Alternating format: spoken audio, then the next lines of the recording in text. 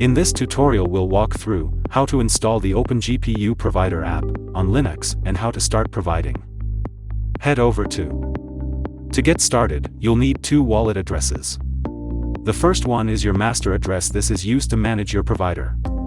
The second is your provider address, which handles executing workloads through blockchain. Now let's connect to our management website using the master address.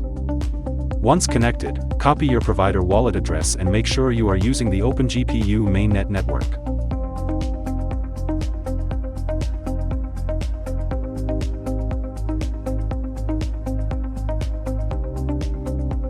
Then click on Add Provider, paste the provider wallet address into the field and confirm the transaction. The transaction went through successfully. And we can see the provider has been announced to the network.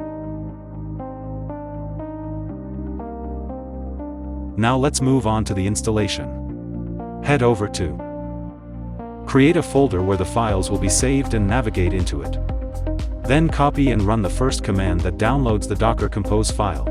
For configuring environment variables, you have two options: either export them directly in the terminal, or use an env file. In this video, we'll go with the .env file approach. Copy the required variables and start filling them in. The provider private key variable is the private key of your provider wallet address.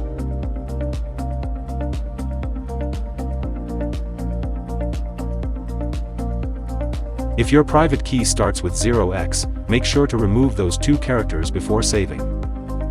Save and close the file.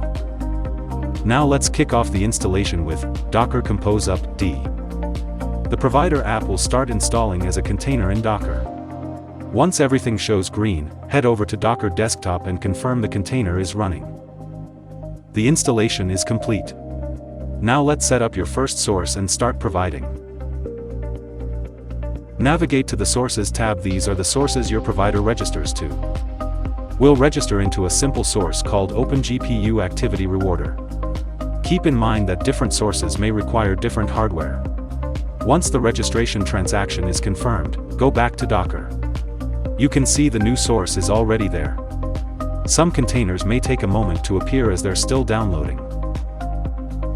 Now navigate to the Tasks tab on the management website and let's wait for a new task to arrive. And there it is, the provider automatically attempted a task. And that's pretty much it. For every successfully confirmed task you'll receive a reward directly to your vault.